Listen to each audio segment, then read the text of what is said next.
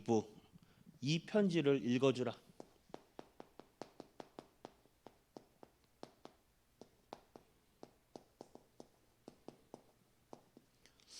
데살로니가전서 5장 12절에서 28절까지인데 오늘 시간상 24절까지만 확인하였습니다. 당시에 사도 바울이 데살로니가 전서를 보면서 당시 그 성경 두루마리가 굉장히 컸어요. 굉장히 크고 이 두루마리를 구입하려면 그 당시 이제 그 종이 이런 게 값비쌌기 때문에 굉장히 부자들만 구입이 가능하였습니다. 그리고 이게 크다 보니까 이동하기 가지고 다니면서 크고 무거워서 이동하며 가지고 다니기가 힘들었어요. 편지를 이제 사도 바울이 쓴 편지들을 뭐 갈라디아서, 에베소서, 그다음 뭐 디모데전서 등 이렇게 많은 편지들을 쓸 때 이것을 전달하였을 때 크지 무겁지 그리고 그 당시에는 이제 도적 이런 게 있단 말이에요. 가다가 이제 뺏길 수도 있어요. 그런 상황 속에서 이 성경 두루마리 편지가 그 당시에 비대면 소통 수단이에요. 오늘날에 이제 코로나 시대가 터지면서 본격적인 이제 언택트 시대에 이제 비대면 시대면이 열렸지만 사실은 비대면은 그 전부터 열렸어요. 문서 자체 이것도 비대면이잖아요. 텔레비전, 신문도 비대면이고.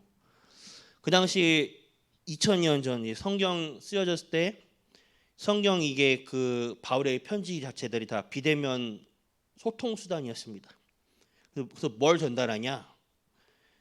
이 편지를 읽어주라, 전달하라.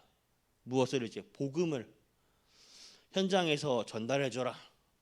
그런 그 시대와 그런 맥락이 있습니다. 오늘 이 편지를 읽어주라. 데살로니가 전서 5장 12절부터 24절까지의 말씀을 통하여서 오늘 사람에 대하여서 우리가 확인해 볼 게 있어요. 그리고 나에 대하여 그리고 교회에 대하여 이 편지를 읽어주라. 오늘 바울의 그 데살로니가 전서를 통하여서 기록하고 오늘날 우리에게 전달되고 있습니다. 먼저 오늘 5장 12절에 우리가 너희에게 구하노니 너희 가운데서 수고하고 주 안에서 다스리며 권하고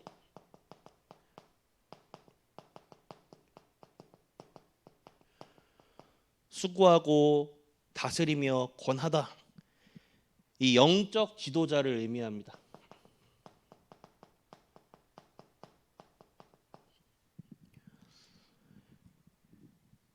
이것을 보면서 주 안에 다스리며 권하는 자들을 너희가 알고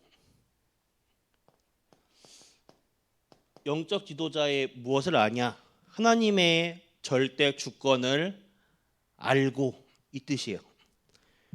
영적 권위를 회복해야 됩니다. 기도의 원리를 아는 사람들은 우리 교회 목사님을 두고 항상 기도해요. 왜냐? 목사님을 통해 설교가 나오는 게 아니라 하나님이 내게 주시는 하나님의 말씀, 음성을 듣는 거예요. 영적 원리가. 그렇기 때문에 목사님을 듣고 기도하면요, 하나님이 내게 주실 말씀을 강단의 주일 예배, 강단의 말씀을 통하여서 내게 말씀을 받는 거예요. 그래서 기도의 원리를 아는 사람들은요, 항상 목사님을 두고 기도합니다. 요즘 이 시대에 복음이 사라지는 시대, 모든 종교가 같다고 하는 이 시대, 복음의 유일성이 사라지는 이 시대에 이 복음만 말하는 강단이 굉장히 소중합니다.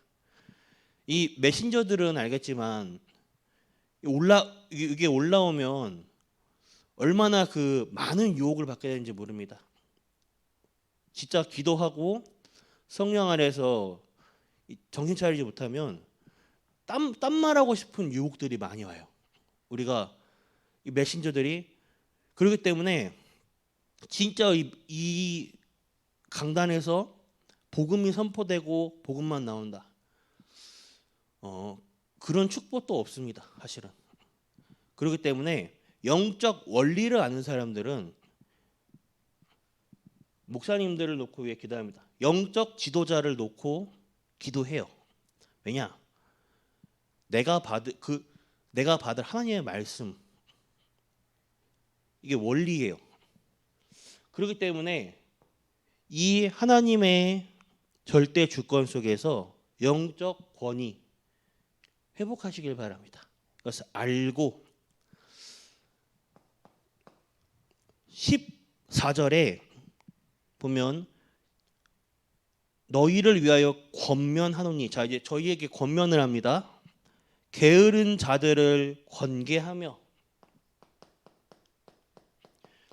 여기서 게으른 자는 원어적으로 헬라어 원어적으로 보면 흐름에 이탈한 탈영병 및 규모 없는 자.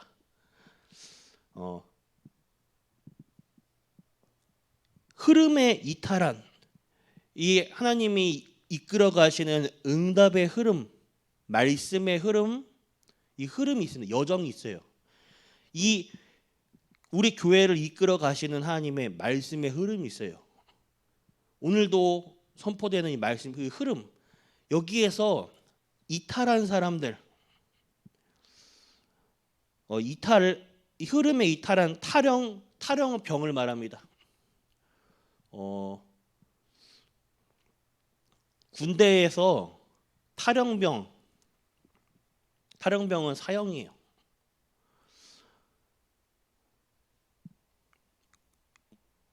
이 사람들에게 어떻게 하라? 권계하다가 다스리라.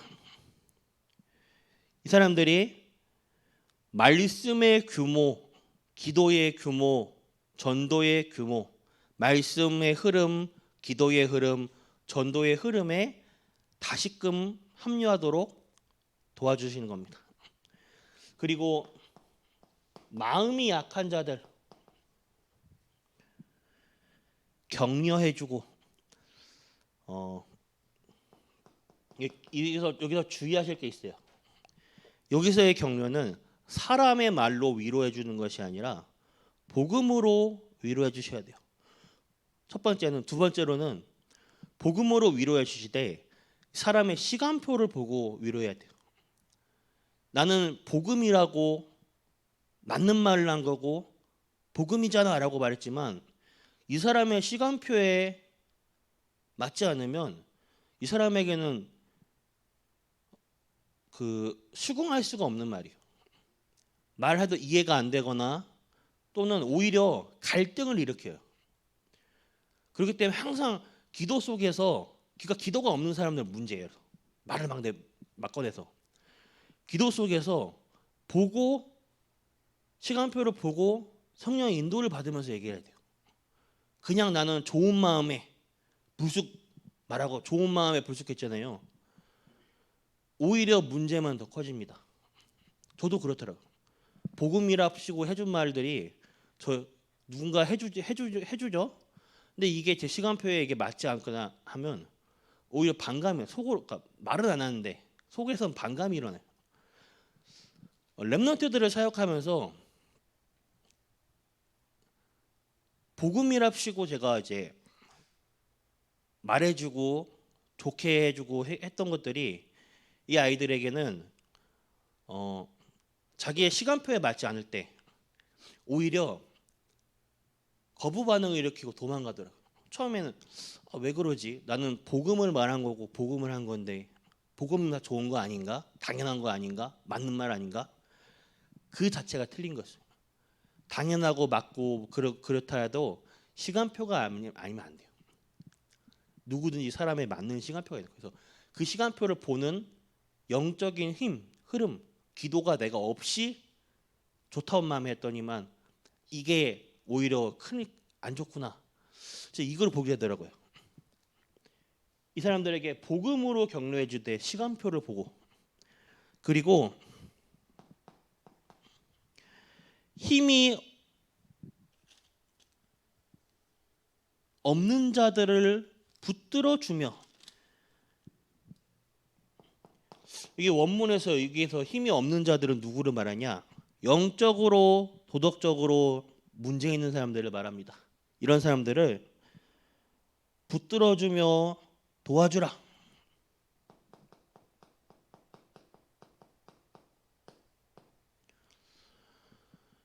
어제 새벽 예배도 나왔듯이 지금 교회사의 흐름은 율법과 복음의 싸움입니다. 결국 뭐냐? 복음과 율법, 진리, 복음 진리와 복음 진리가 아닌 비진리의 싸움이에요. 유대인들이 그러잖아요. 하나님께서 중요한 예배를 주었는데 예배 속에서 복음을 쏙 놓치니까 예배를 드리는 행위만 남는 거예요. 그래서 안식일을 지키냐 안 지키냐 이것 때문에 난리가 나는 거예요. 그게 오늘날의 흐름 아닙니까? 복음 없는 현장 가면 뭐랍니까? 어떻게 주일날에 돈을 쓸 수 있냐? 주일날에 병원을 갈 수 있냐? 주일날에 뭐 예배식을 껌을 씹을 수 있냐?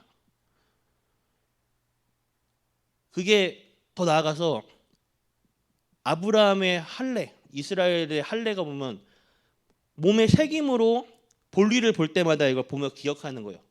기억 장치예요.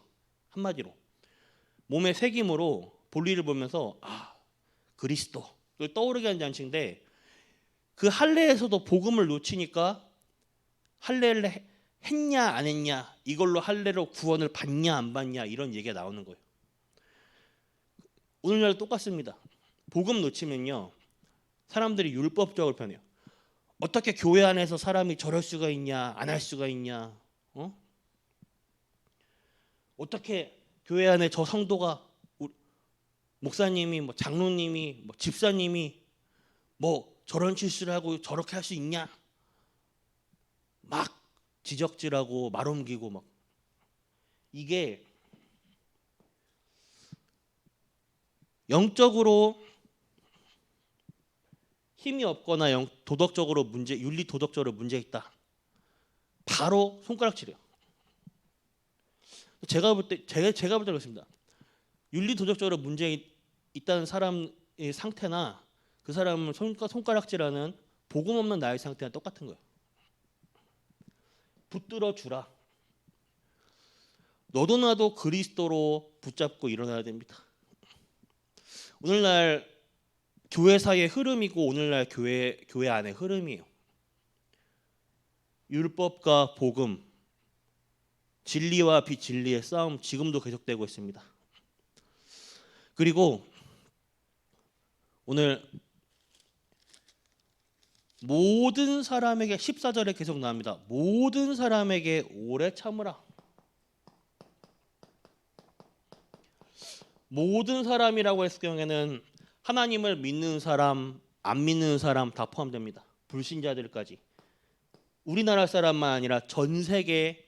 왜 237이라는 단어를 쓰냐면 전 세계적으로 공식적으로 국가로 인정되는 국가가 전 세계에 237개 나라가 있습니다.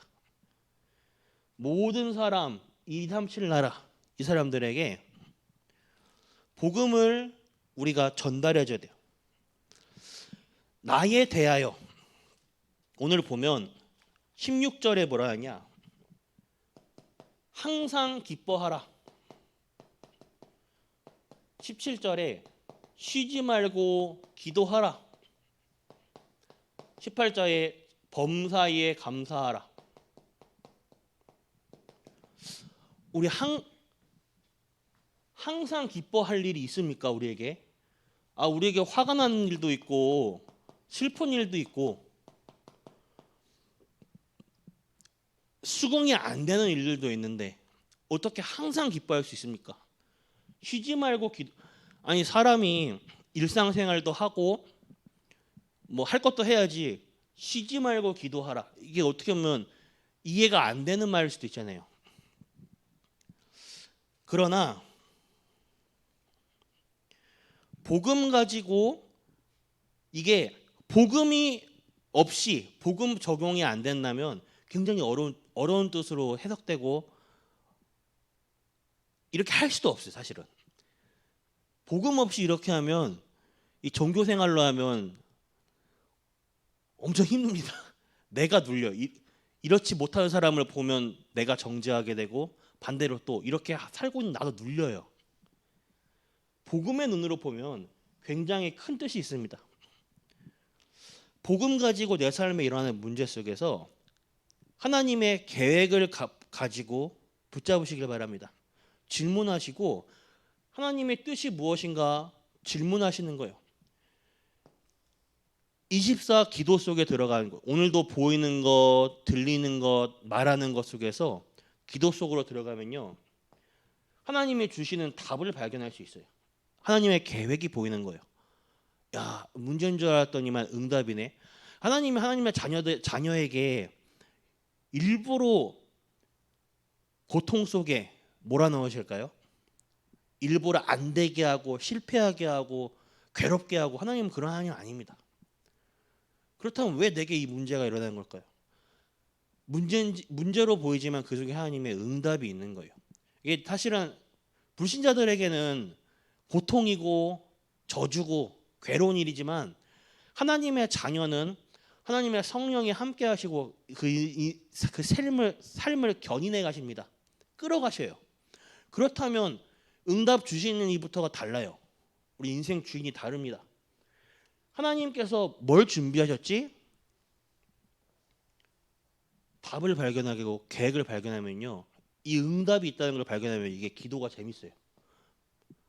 기도가 맛있어요. 표현을 하면. 그러면 범사에 감사가 나올 수밖에 없습니다. 하나님이 나와 함께하는 비밀을 누리시길 바라요. 신앙생활은 1대1이에요. 하나님과 나와의 관계. 그렇기 때문에 어떻게 보면 나와 하나님과의 관계 속에서 기도를 통해 예배를 통해 찬양을 통해 이 시간을 반드시 가지시길 바랍니다. 그게 어느 정도냐? 설레야 돼요. 하나님과의 이 나의 정시 예배 시간, 하나님과의 예배 시간, 기도 시간이 어느 정도냐? 내게 설레야 돼요. 막 기쁘고 행복하고 그 정도로 누리시길 바랍니다. 오늘 세 번째, 교회에 대하여 뭐라 말하냐? 오늘 19절에 성령을 소멸치 말며, 성령은 영적 존재라서 소멸되지가 않습니다. 그 사단 마귀 귀신 얘네들도 영적 존재라서 없어지지 않아요. 얘네를 최후에 예수님께서 재림하시고 최후에 가둬놓으려고 만든 장치가 지옥이에요. 나쁜 사람들 벌 주고 올리는 지옥이 아니라 사단 얘네들을 마지막에 최후에 영원히 가둬놓는 장치가 지옥이에요. 사실은. 그러면 성령은 소멸되지 않는데 오늘 성령이 소멸하지 말라, 이 말이 뭔 뜻이냐면 성령의 역사, 그러니까 성령으로 인해서 오는 열매라든지 은사라든지 은혜라든지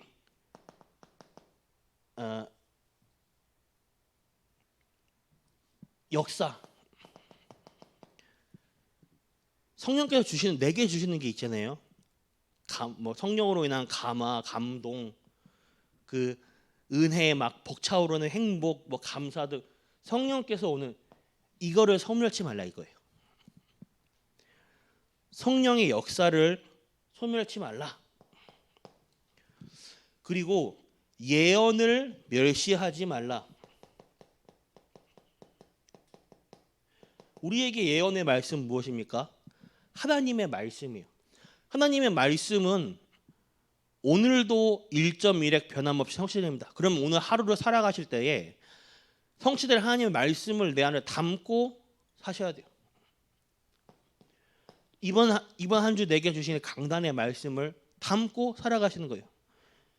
마지막으로 21절에 세 번째로 범사에 해하려 좋은 것을 취하고, 이 해하려서 좋은 것을 취하다, 분별력이죠. 분별하라, 좋은 것을 취하다, 이 말은 그리스도가 드러나고 확인되는 것을 말하는 거예요.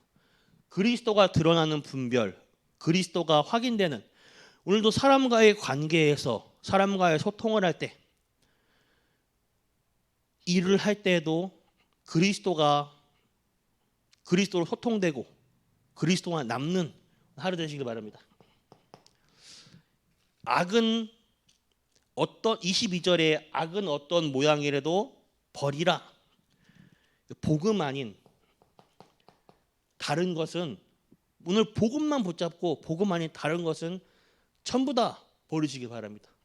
내 자존심, 내 고집, 내 생각, 특히 이게 가장 걸림돌이에요. 하나님 생각만이 맞고 이 상황에 하나님의 계획만이 맞고, 사실은 쉽지 않죠. 그렇죠? 복음만 누리시길 바래요. 그러면 하나님께서 이끌어가지 않겠습니까? 결론입니다. 사실은 이거 오늘 수요 예배 때 나올 말씀이라 제가 이걸 다 해버리면 안 됩니다. 물론 메신저마다 하나님께서 주시는 전달하시고자 하는 은사와 말씀은 다르지만,